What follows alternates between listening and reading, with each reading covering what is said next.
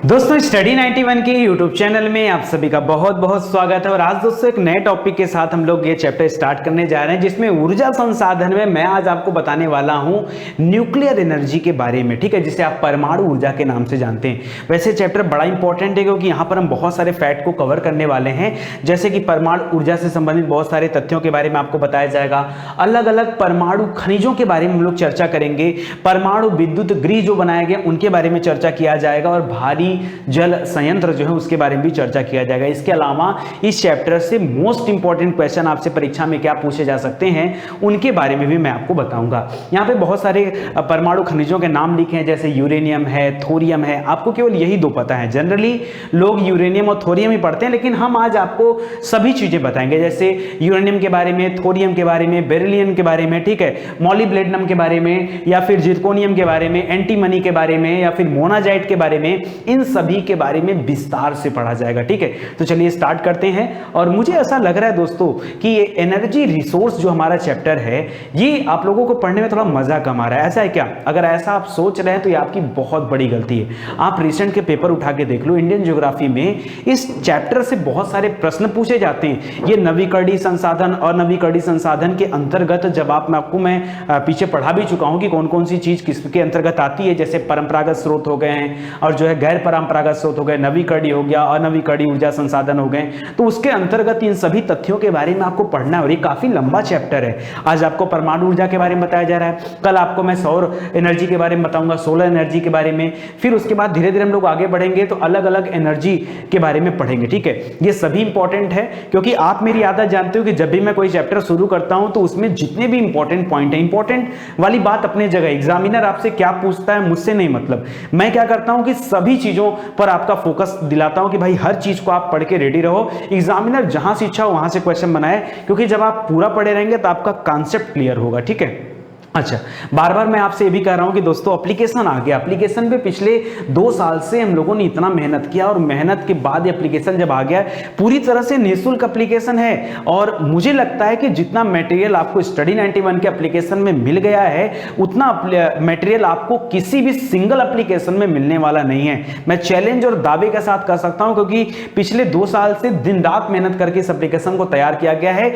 जितने मटेरियल इसमें मैंने डाल रखे हैं, आपको बिलीव नहीं तो आप कमेंट करके मुझे बताओ कि सर नहीं, मार्केट में या गूगल प्ले स्टोर में आप चले जाओ, इस नाम से एप्लीकेशन है, आपके चैनल से ज्यादा मटेरियल यहां पर है। मैं किसी घमंड की बात नहीं कर रहा हूं, लेकिन हां मैं बात कर रहा हूं मेहनत की। इतना मेहनत करके बनाया गया है, तो आप आकर के कंटेंट देखिए। अगर आपको बिलीव नहीं होता है तो आप मुझे बताओ क्या मार्केट में ये एप्लीकेशन है सर, और इनके पास आपसे ज्यादा कंटेंट है और आपसे ज्यादा बेहतर कंटेंट है। आप कमेंट करके बताओ, हम भी देखना चाहेंगे कि कौन है, क्योंकि मार्केट के जितने भी एप्लीकेशन है सबको रिसर्च करके देखने के बाद हमने अपना एप्लीकेशन बनाया है। जो परेशानियां होती हैं आप सभी को, उन परेशानियों को दूर करके एप्लीकेशन बनाया गया। तो निवेदन है दोस्तों, आप सभी इंस्टॉल करिए, अपने दोस्तों को बताइए ताकि सब लोग इंस्टॉल कर पाए। स्टार्ट करते हैं टॉपिक को। सबसे पहले तो कुछ महत्वपूर्ण प्रश्न है इस चैप्टर से। कई बार क्या होता है कि जब आपको प्रश्न नहीं पता होता तो आपको लगता है चैप्टर ही बेकार है, ठीक है।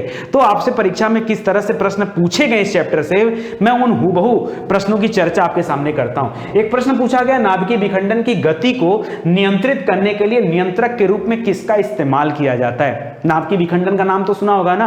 नाभिकीय संलयन और नाभिकीय विखंडन 2 प्रक्रियाएं होती हैं। नाभिकीय संलयन के फलस्वरूप ही सूर्य के अंदर जो एनर्जी है वो पैदा हो रही है और वो उष्मा के रूप में हमें प्राप्त होती है।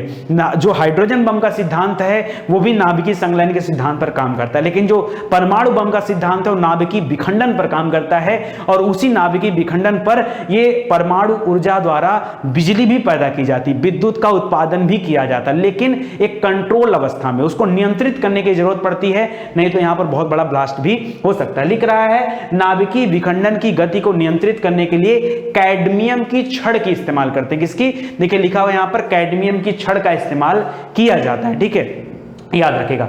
दूसरा प्रश्न दे रहा है दोस्तों, मोस्ट इंपॉर्टेंट सभी प्रश्न है। लिख रहा प्रायः परमाणु ईंधन के रूप में किसका इस्तेमाल किया जाता है? अगर हम बात करें परमाणु के माध्यम से बिजली उत्पादन करने की, तो ईंधन के रूप में किसका इस्तेमाल किया जाता है? तो याद रखेगा यूरेनियम 235 का इस्तेमाल किया जाता है, या फिर प्लूटोनियम का इस्तेमाल किया जाता है एज ए ईंधन, ठीक है। लिख रहा है कि परमाणु बिजली संयंत्रों में न्यूट्रॉनों के गति को कम करने के लिए, जो न्यूट्रॉन है जो तेजी से घूमते हैं, ठीक है, उसे न्यूट्रॉन का, तो कह रहा है न्यूट्रॉनों की गति को कम करने के लिए मंदक के रूप में किसका इस्तेमाल करते हैं, तो भारी जल का इस्तेमाल करते हैं, या फिर बेरिलियम ऑक्साइड हो गया या फिर ग्रेफाइट हो गया, इसका इस्तेमाल किया जाता है। ठीक है, आगे लिख रहा है भारत तथा अमेरिका के बीच तारापुर परमाणु संयंत्र स्थापित किया गया है। ठीक है, और इसके आपूर्ति के लिए कब से समझौता हुआ था, तो 2005 में यह समझौता हुआ था भारत और अमेरिका के बीच में। ठीक है, कह रहा भारत में नाभिकीय ईंधन कॉम्प्लेक्स की स्थापना कब और कहां पर हुआ है, तो नाभिकीय ईंधन कॉम्प्लेक्स जो है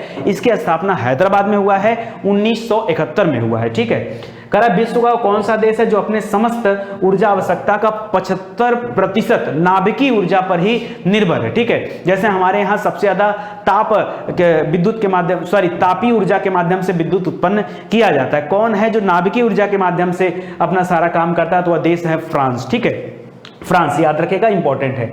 आगे लिख रहा है दोस्तों कि प्राकृतिक यूरेनियम, जो यूरेनियम हमें प्रकृति में प्राप्त होता है प्राकृतिक तरीके से, उसमें यूरेनियम में कौन सा समस्थानिक होता है, तो याद रखिए U-238, जबकि हमें जरूरत पड़ती है U-235 की। ठीक है, लिख रहा है कुडनकुलम परियोजना से किन किन राज्यों को ऊर्जा की आवश्यकता पूर्ति होती है। कुडनकुलम परियोजना बहुत बड़ी परियोजना है, लगभग 1000 मेगावाट तक की बिजली उत्पादन क्षमता इसकी है, और बहुत सारे दक्षिण भारत में है कुडनकुलम। तो याद रखिए तमिलनाडु, आंध्र प्रदेश, केरल और कर्नाटक, ये चारों दक्षिण भारतीय राज्य को यहां से फायदा मिलता है। तो इस तरह के प्रश्न कई बार परीक्षा में आए हुए हैं, तो एक बार अगर आप इस चीज को देखेंगे तो आपको और भी एक्स्ट्रा जो है प्रश्न देखने को मिलेंगे। तो चलिए स्टार्ट करते हैं दोस्तों, न्यूक्लियर एनर्जी के बारे में पढ़ना शुरू करते हैं। ठीक है, लिख रहा है कि ऊर्जा के नए स्रोतों में नाभिकीय ऊर्जा का सबसे महत्वपूर्ण स्थान है। अभी तक क्या था कि ऊर्जा के स्रोतों की बात की जाए तो तापीय ऊर्जा, जल विद्युत ऊर्जा, या फिर सौर ऊर्जा, या फिर पवन ऊर्जा, या फिर ज्वारीय ऊर्जा पर डिपेंडेंसी थी। लेकिन नाभिकीय ऊर्जा में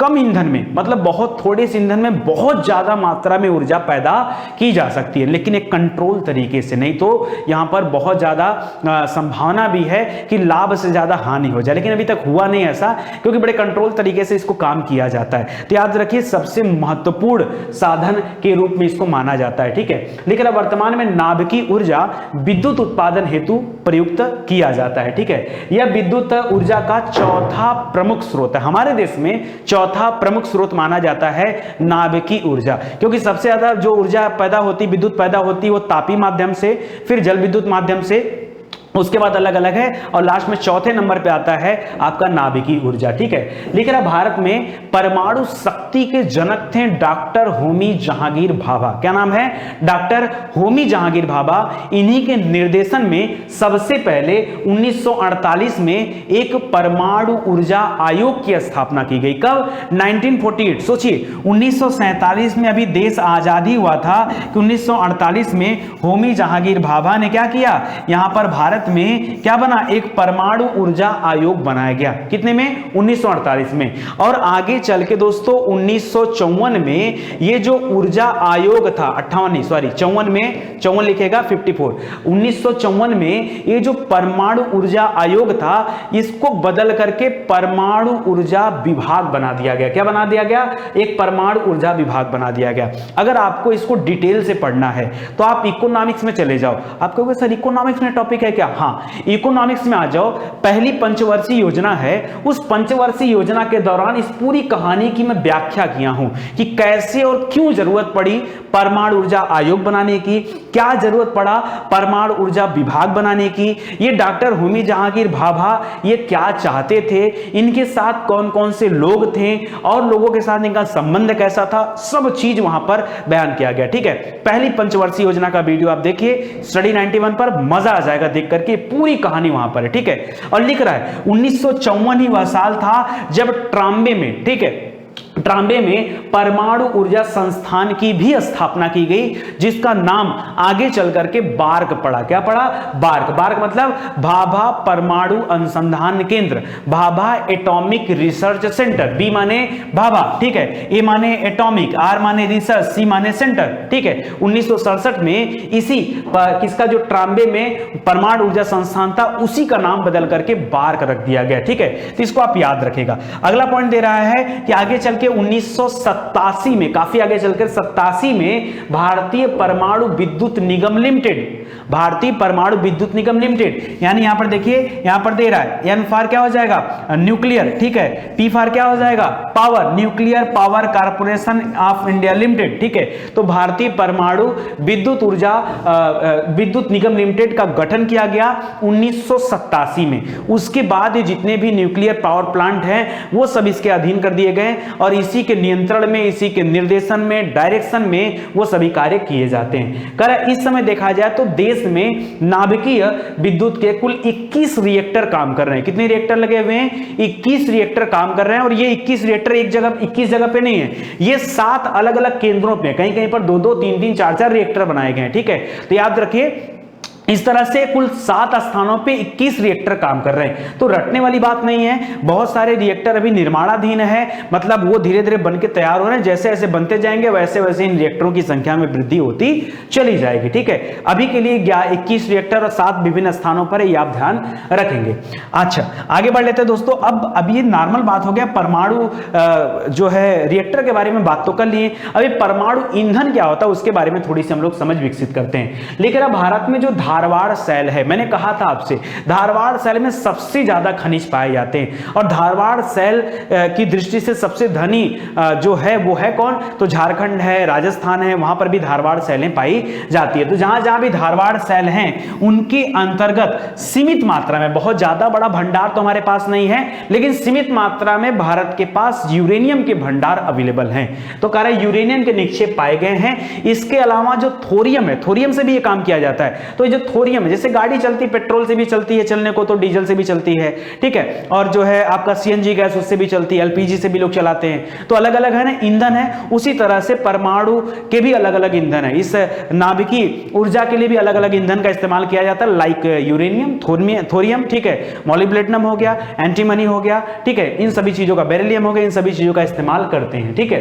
कह भारत में थोरियम के भी पर्याप्त निक्षेप अवेलेबल है। इनकी थोड़ी मात्रा से अत्यधिक ऊर्जा की प्राप्ति होती है और ये थोड़ी मात्रा ही करोगे इसलिए इसका परिवहन भी काफी आसान होता है, ठीक है, थोड़ा ही परिवहन करना पड़ता है और ज्यादा ऊर्जा जनरेट होती है। लिख रहा परमाणु खनिज कौन कौन से हैं, याद रखिए, जैसा कि अभी आपको आगे स्टार्टिंग में बताया गया, यूरेनियम है मोस्ट इंपॉर्टेंट, थोरियम है, बेरिलियम है, ठीक है, मोनाजाइट है, जिरकोनियम है, जिरकोनियम नहीं होता, जिरकोनियम होता है, क्या होता है, जीरको होता है, को, जिरकोनियम है, ठीक है, मॉलिब्डेनम है और एंटीमनी है। ये सभी प्रमुख खनिज हैं जिनके माध्यम से परमाणु ऊर्जा पैदा की जाती है। चलिए, अब मुझे पता है कि आपको इन खनिजों के बारे में नहीं पता है, तो मैं चाहूंगा कि सबसे पहले आप इस खनिजों के बारे में कम से कम 2-2, 4-4 लाइन याद रखो, ठीक है। औरों की तरह काम नहीं है कि नहीं थोड़ा पढ़ा दिया थोड़ा छोड़ दिया। बहुत सारे बच्चों को पता नहीं भाई मॉलिब्डेनम क्या होता है, जिरकोनियम क्या होता है, बेरिलियम क्या होता है। लोग आए बता के चले गए परमाणु ईंधन है, थोरियम परमाणु ईंधन है, यूरेनियम परमाणु ईंधन है। कैसे, उसके बारे में 2 लाइन भी आप नहीं जानते हो, जानो, ठीक है। सुनो ध्यान से, 2 लाइन कैसे जानोगे, ध्यान दीजिएगा। सबसे पहले लेते हैं थोरियम की बात। याद रखिए भारत में थोरियम के पर्याप्त भंडार है, थोरियम के पर्याप्त भंडार है। यह तमिलनाडु के मदुरई जिले, अच्छा आपने सुना भी होगा दोस्तों, जो एडम ब्रिज है जो राम सेतु के नाम से जाना जाता है, उसके आसपास में भी इस तरह के बहुत ज्यादा मात्रा में परमाणु खनिज के भंडार देखने को मिले।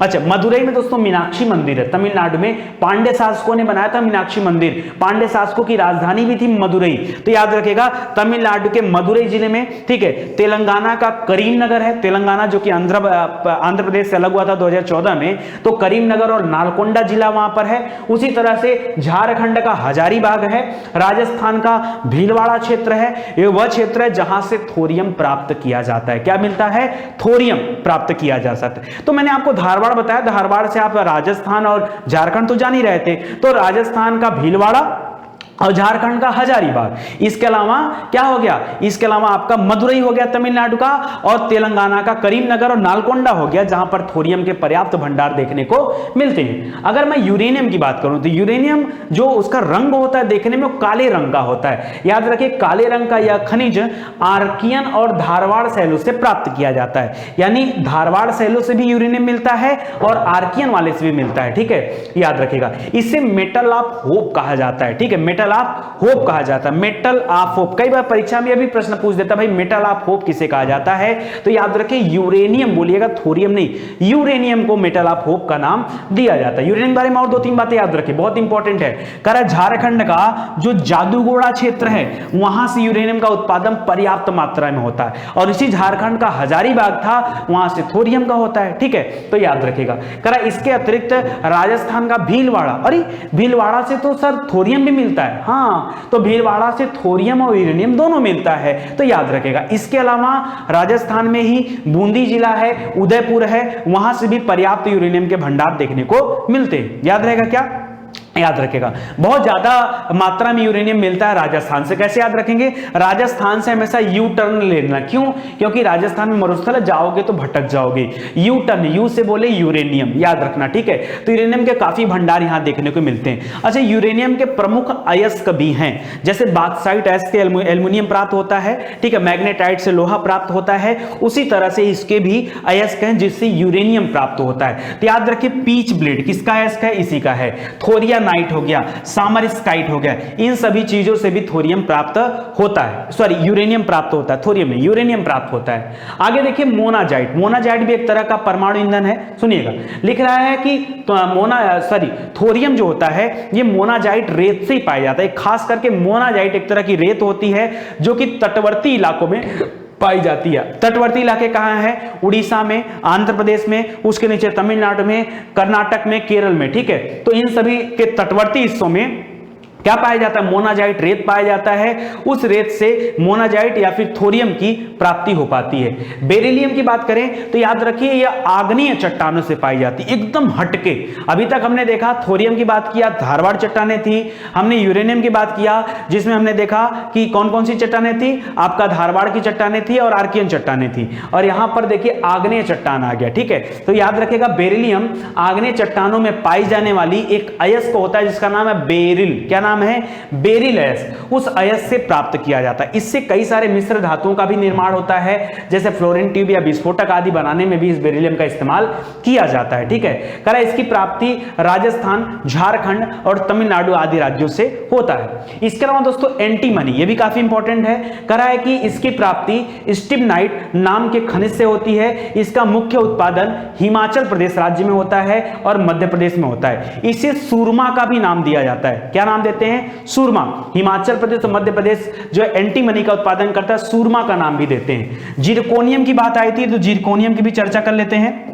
करा यह केरल की जो बलुई मिट्टी है, उस बलुई मिट्टी में जिरकोनियम के अयस्क मिलते हैं। खास करके केरल हो गया, तमिलनाडु हो गया, उड़ीसा हो गया, ये सभी उसके मुख्य उत्पादक राज्य हैं। इसी तरह से मॉलिब्डेनम जो है ये मुलायम और भूरे रंग का एक खनिज होता है। जैसे काले रंग में हमने क्या देखा, यूरेनियम देखा, उसी तरह से मॉलिब्डेनम ये भूरे रंग का एक खनिज होता है। इसका इस्तेमाल इस्पात बनाने में किया जाता है। करा इसकी प्राप्ति आंध्र प्रदेश के मेडक जिले में, तमिलनाडु के कन्याकुमारी मदुरई जिले में, ठीक है, मेघालय के चेरापूंजी में और राजस्थान के किशनगढ़ में मॉलिब्डेनम पाए जाते हैं। तो क्या इतनी बात आप याद रखोगे, बिल्कुल याद रखोगे, याद रखना पड़ेगा अगर आप चाहते हो कि हर एक टॉपिक डिटेल से क्लियर कराया जाए। अच्छा, आप सोचो ना मुझे क्या पढ़ा है इतना डिटेल में पढ़ाने का, बोलो बोलो बोलो बोलो। एक बार कभी सोचो कि नितिन सर को क्या पढ़ा है इतना डिटेल में पढ़ाने का। इतने डिटेल में तो नितिन सर कुछ और भी कर सकते थे, हाँ, क्या जरूरत है। लेकिन मैं जान रहा हूं कि आपको क्या देना है, ठीक है। मेरा फर्ज है आपको सिखाना, सीखना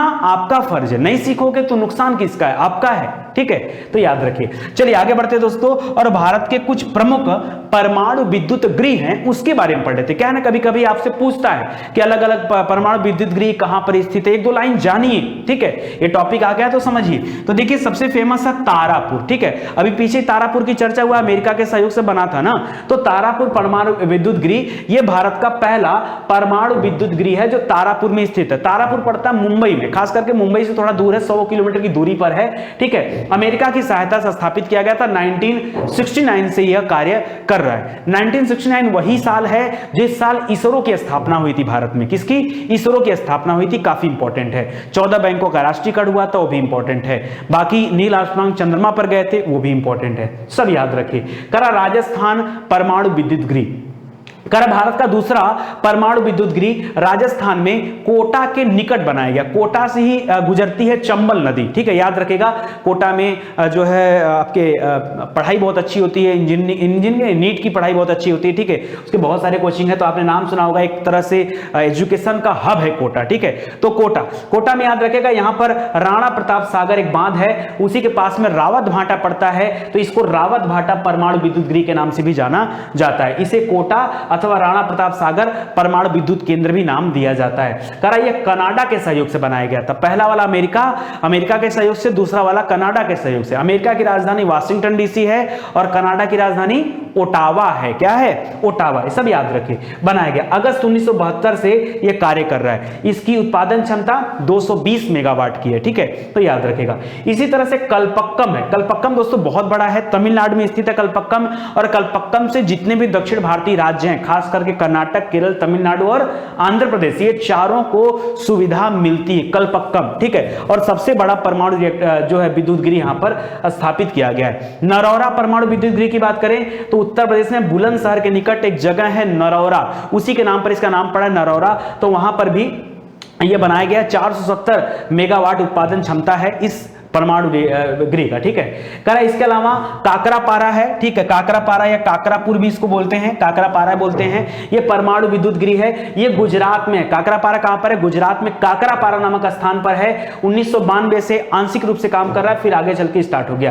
कैगा दोस्तों, कैगा बड़ा फेमस है, कर्नाटक में है, ऐसे मोटी मोटा याद रखिए। कैगा कर्नाटक में है। कुडनकुलम कहां है? तमिलनाडु में है। गोरखपुर एक परियोजना चल रही गोरखपुर में ही, वो हरियाणा है, ठीक है।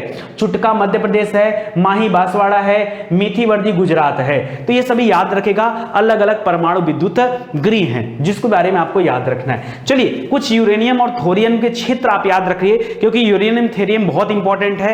यूरेनियम की बात करो दोस्तों तो इसका एटॉमिक नंबर कितना होता है? 92 होता है। कितना होता है? 92 होता है, तो याद रखिएगा। लिख रहा है कि यूरेनियम कहां कहां से मिलता है, पहली चर्चा हुई है झारखंड के कहां से, याद रखिए, सिंह भूमि से, जादूगोड़ा से, भाटिन से, नरवा पहाड़ से, इन सभी स्थान। ये ज्यादा अंतर का आप मत जाइए, आप या तो जादूगोड़ा याद कर लीजिए या तो सिंह भूमि, यही दोनों ज्यादा पूछता है आपसे परीक्षा में। वैसे जादूगोड़ा याद रखिए, जादूगोड़ा, ठीक है। यूरेनियम जादूगोड़ा से मिलता है, सिंह भूमि से मिलता है, ठीक है। मेघालय में भी है। मेघालय में जगह का नाम क्या है? डोमियासियात नाम है। क्या नाम है? डोमियासियात। इसी तरह राजस्थान में सीकर, अलवर, झुंझुनू है, ठीक है, जहां से यूरेनियम के पर्याप्त भंडार मिलते हैं। इसके अलावा दोस्तों आपको क्या बताया जाएगा? भीलवाड़ा बताया गया था, उसको भी याद रखना। उदयपुर बताया गया था, उसको भी याद रखना, ठीक है। बूंदी बताया गया था, उसको भी याद रखना। यूरेनियम मैंने बताया था ना, यू टर्न, ठीक है।